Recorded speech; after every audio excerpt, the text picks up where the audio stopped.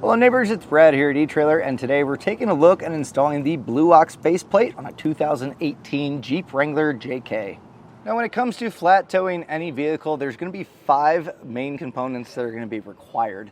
And these are just the basics that you'll have to have. There's going to be a few other things that you may need to add in dependent on your vehicle. And some of those auxiliary things would be a stoplight switch, a charge line, a high-low adapter, on our case, a 12-volt outlet kit for the portable braking system. But the main basics that you're going to want to focus on first are going to be the base plate, which is going to attach to the frame of the vehicle and create the structural mounting point for all of your components to go on and safely tow the vehicle down the road.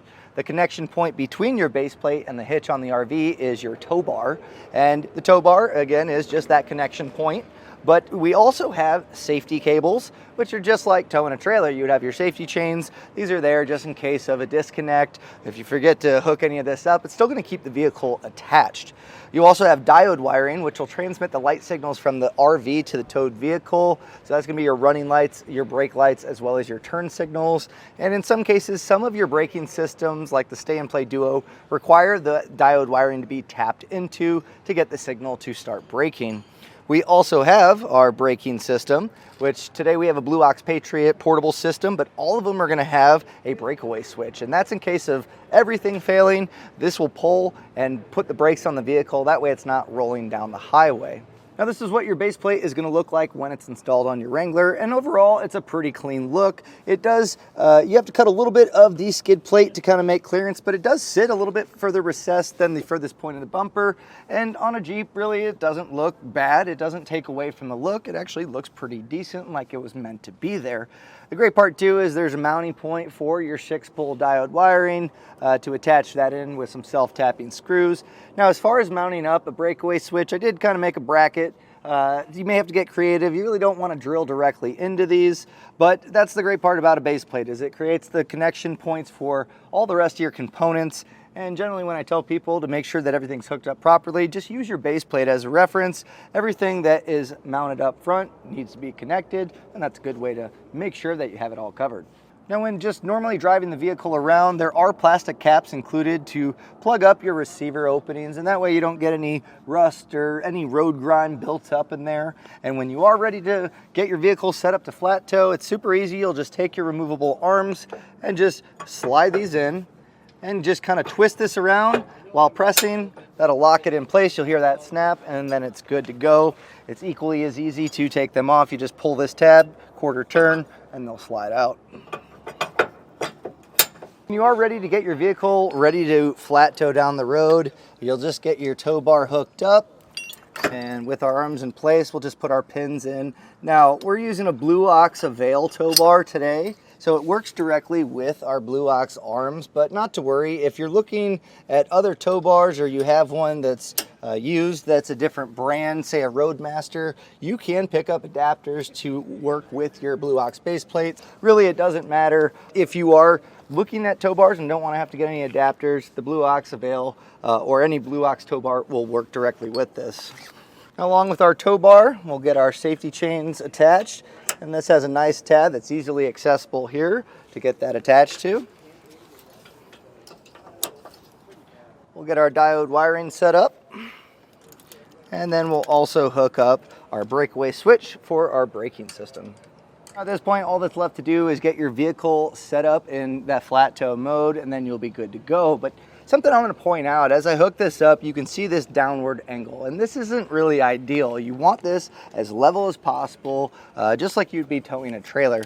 And so the measurements I'm going to give you here from the ground to the center of the pin, it's right at about 16.5 inches. Now this one does have aftermarket wheels and tires. As far as diameter, I'm not exactly sure if it's much bigger than factory, but with that measurement, you're going to want to measure from the ground to the center of the pin on your hitch on the RV, and between those two there should only be a 3-inch difference, and that's to make sure again that it stays in the safe window.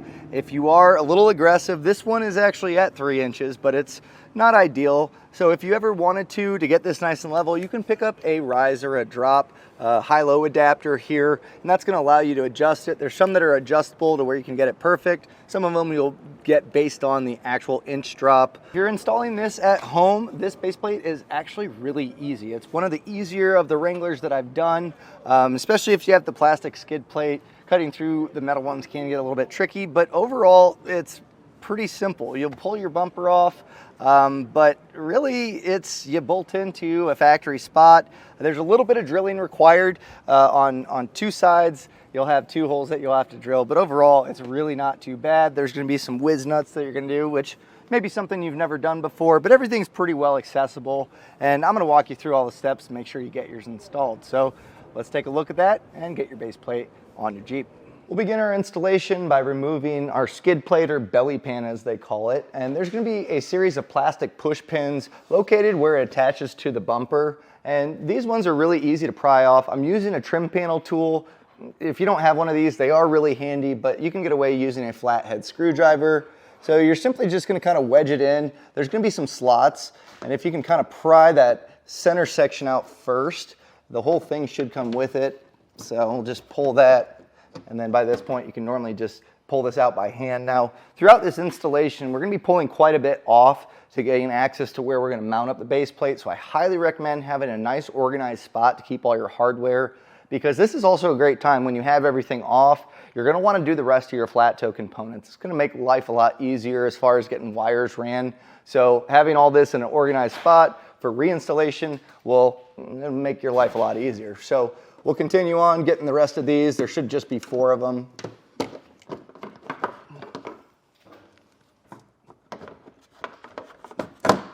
On the back side, there's also going to be 2 brackets that hold it in. It has similar style push pin fasteners, so we'll go ahead and get the 2 of those removed and set our belly pan aside.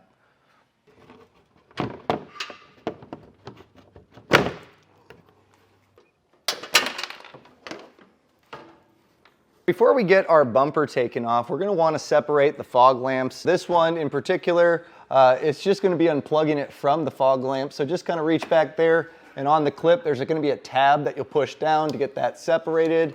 We're also going to make sure that any of the plastic, they call these Christmas trees or plastic trees, are out of the frame. So just go through and make sure that this is all separated. It's not going to be connected to the bumper. Now, to get the bumper removed, there's going to be a series of 4 nuts on each side. So the bumper has studs, and you'll see that we have 2 on the outside here, and then on the inside of the frame rail there's going to be 2 more. So a total of 8. 18mm socket's going to get those loosened up and removed. So I'm going to take the outside ones off first, and then we'll tackle those inside ones until we get them all removed. Now, if yours have rust and corrosion and they're fighting you, you can spray a little penetrating oil on there. That'll help loosen those up. With those 8 nuts removed, we should be able to pull our bumper out and remove it and set it aside. Just make sure that as you're pulling it back, you don't have any of your wire loom still attached. So just take your time here. And what I've found a lot of times on the Jeeps is if you grab it by the tow hooks, you can kind of just slide this back. Now, there may be brackets, as we saw, just fell off. We'll hold on to those, but I'll get my bumper set aside. Now we can grab our base plate, and what we're going to be doing is sliding this over this hole here. We're going to align it with this center one. Now, it's pretty tight tolerances here, so just kind of, you may have to kind of massage it with a dead blow hammer to kind of get this in place. And they said have vice grips ready to kind of clamp it. I don't know for sure if we're going to have a great spot to do that, but if you're doing this on your floor, in your garage, or in your driveway or something along those lines, maybe a floor jack to support this should be enough. But I'm just kind of, might have enough tension just to kind of hold itself in place too. So I'm going to kind of hit this up until I get the holes aligned on both sides.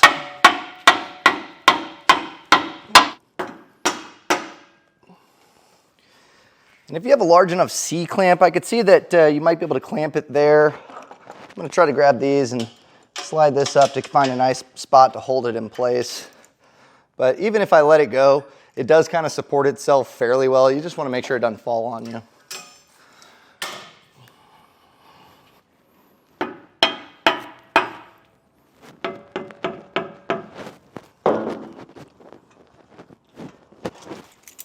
There's a hole kind of on the bottom here that we can clamp this down just to be sure that it's not falling on us. I'm just gonna run a zip tie. There's some holes here on the frame that I'm just gonna kind of wrap around the base plate just to support that so it doesn't fall on us. We'll double check our alignment on both the holes. We're gonna grab the large bolt out of the kit. There's gonna be 2 of them, as well as the large split washer. And before we get this in place, I'm gonna take a little bit of thread lock. This is gonna make sure that long term it's just not gonna rattle out. You know, once you tighten it, it should be fine, but this is just a little added protection. And we'll take our whiz nut here. This is gonna be the square one. The welds here are, well, abysmal, unfortunately. And they got a little bit of spatter here in the thread. So something I might suggest before trying to feed this in, I can get it kind of started, but then it'll catch on those. So run this through a few times. If you need to, you can kind of use an impact, but that's gonna clear out those threads because you don't wanna have to fight any of those spatter that's in there while trying to align it. So just run it through, make sure it's good before trying to get this mounted up. And what we'll do is there's a hole here in the bottom of the frame that's just wide enough for us to slide this in. So raise this up. You should see those threads kind of feed in there. You'll then take your bolt and just start that threading process.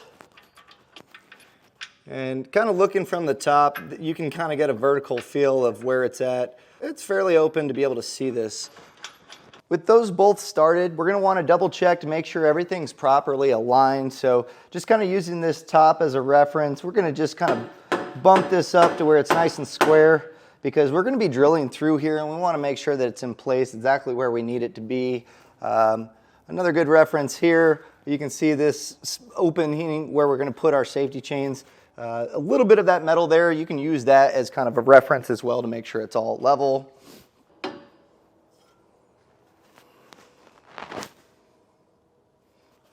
And then once you're happy with the alignment, we're gonna go ahead and tighten these down, making sure that it's not moving in the process. Now this is gonna be a 15/16 socket, and we're gonna come back with a torque wrench. It's pretty high torque setting, so a 1/2 inch impact, you'll be able to tighten it down, and you shouldn't reach that torque setting quite yet.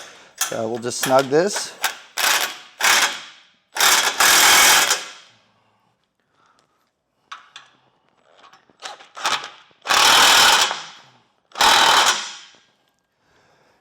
If that metal tab breaks off in the process, no worries. You're still able to get a wrench on that for the torque setting, but try your best to keep this on here. It's gonna keep it from rotating. We'll pop those off later. Now with our torque wrench, we're gonna use the torque settings found in the instruction manual. Just take a look at the 5/8 hardware on the chart, and we're gonna use that. Now, if you don't have a torque wrench, you can pick one of these up here at eTrailer. You can generally go to an auto parts store and rent one for free, but this is gonna be important. It's gonna make sure that it's gonna be tight enough, obviously, to keep the base plate in place, but also not too tight, putting stress on the threads. So with those torqued in place, that whiz nut, that metal tab here, just wiggle this back and forth and it'll break that small little tack weld on there. And if it doesn't snap off easy, what you can do is just grab a pair of channel locks or some pliers and then just kind of twist it around. It'll eventually come off. If there's a little bit left inside that frame rail area, not a big deal.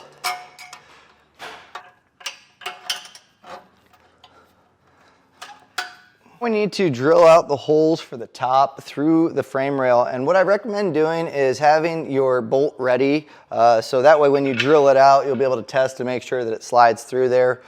They recommend a 7/32, a 1/2 inch drill bit would work as well. Just make sure it's nice and perpendicular so you're getting a straight shot on it, and then we'll go through and just get all 4 holes drilled out.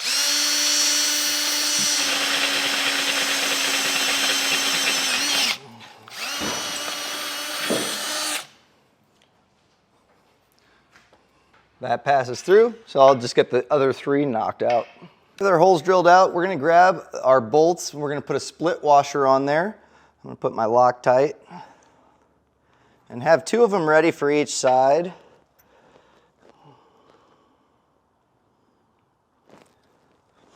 And we're gonna take our block here, and this is gonna fill the gap between the frame rail and our base plate, so it should slide in here perfect.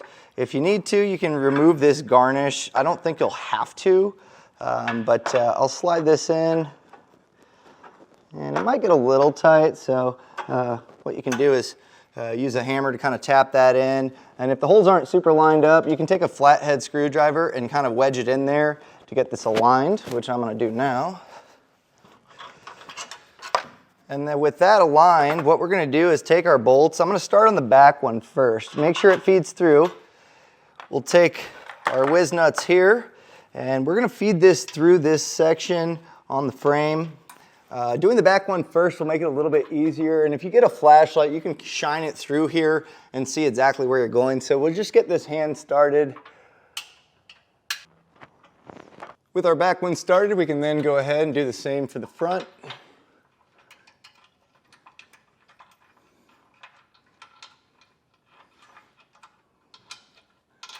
And then once we get these both started, we can start on the other side. Now, if the angle is bad and it's not lining perfectly, you can put a little bend on these just to kind of get that squared up.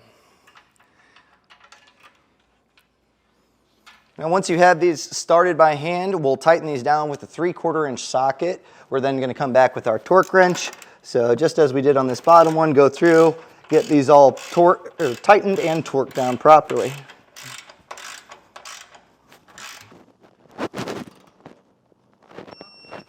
And once you have those torqued down, we'll get these taken off. You can cut them. Another way to do it, since there's not a whole lot of mobility to kind of wiggle them around, just take a flathead and kind of pry it against where that tack weld is. And if you just kind of put some side pressure and bend it kind of back and forth that way, you should be able to get these to pop off. Our base plate's officially installed, and we can go ahead and get our bumper put back on. Now, there was spacers on ours, so make sure you put those back on the studs. And we'll plug back in our fog lamps. And the underbody panel, we're going to wait, because the way the base plate sits, we're going to be mounting up our diode wiring as well as our breakaway switch on here. So having that room to be able to run those wires is going to be key. I'll be trimming it a little bit later, and I'll show you how that all goes together. But at this point, we can get our bumper put back on, and then we need to put our safety chains that wrap around the frame. A lot of times it's better to do it once the bumper's on, so you can really see exactly where it's going to sit.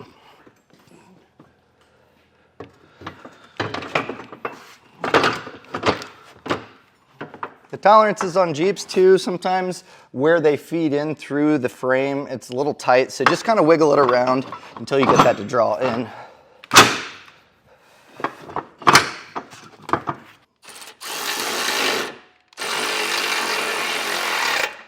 So with the bumper in place, we can get an idea of where these need to go. We have this tab on the back side, and that's going to be a good anchor point for this to loop around and connect to each other via the quick link. So what you're looking to do is basically, in case of a catastrophic disconnect where a lot of stress happened on this, we don't want our base plate to just separate from the vehicle. So this needs to wrap around the frame of the vehicle, creating a nice structural mounting point. Again, this is just in case of that catastrophic disconnect, so hopefully you'll never have to test these. But you may have some extra slack as you do this. That's okay. We can zip tie this up just to kind of keep it clean and make sure that it's not going to catch anything in the engine bay. So I'm going to go up behind the body mount here. And then just making sure that I really wrap around the structural supports here.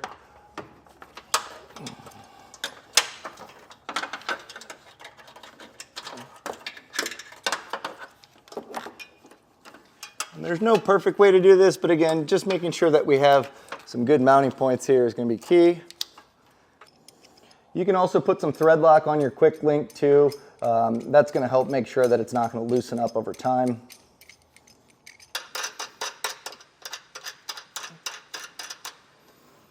So make sure that you get your fog lamps plugged back in. And at this point, as I mentioned before, I'm going to get the components set up, and that way I can get my diode wiring and everything ran nice and clean. And then I'll come back, I'll show you how to get that underbody panel on. So at this point, go ahead and get the rest of your flat toe components set up.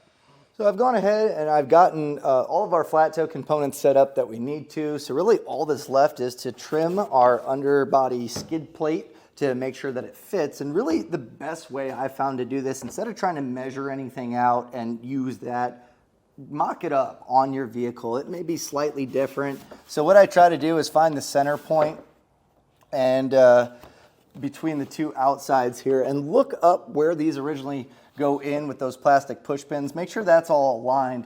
And from here, you can start to see that this portion of the base plate is going to be in the way. So what I use is a chalk marker. You can use a paint marker, anything to basically mark this to show where you need to cut. And then when you trim, you can always cut off more. You want a nice, clean, tight fit. You don't want huge gaps here, so just take your time. So I'm gonna grab my chalk marker, I'll mock this up, make those, and then I'll start trimming. It should be pretty close to a straight line that we'll have to cut out. I'm gonna just kind of cut back to about here, and then we'll test fit it up and see if we need to cut out any more. And as far as cutting this, you can really use any kind of cutting device that you may have. What we found that works really well is an oscillating tool or multi-tool, whatever you want to call it. But even a Dremel is going to work fine, whatever you have. So just take your time here. The tape is just to kind of make sure that I get clean lines, and that's a great way to just follow that. So we'll go ahead and start getting this trimmed out. While you're trimming this and kind of test fitting it, I kind of forgot myself that there's diode wiring here. So you may need to make a notch where your wires pass through, but it should be pretty hidden once it's all in place. So I'll go ahead, I'm gonna notch that out, and then we'll test this up, and I think we're looking pretty good. Go through and with a file, or you can use a utility knife, just kind of run through, get those burrs knocked out to give it a cleaner look. Now I'll give you some reference points. So measuring from the top of this plastic here down to where I cut, it's just short. If you went to 4 inches, it's probably going to be pretty clean here, and then just notch this out. Yours may be slightly different, but I think that's going to get you close enough to get a nice clean fit. I also went ahead, I notched this out for our diode wiring. So at this point, we'll just kind of slide this up.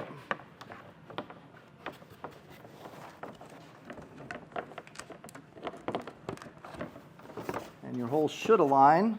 And then we'll just get our plastic push pins put back in place. And don't forget the 2 of them that are down below here as well. That put back in place, all that's left to do, grab your arms. We'll just simply quarter turn these in until they lock.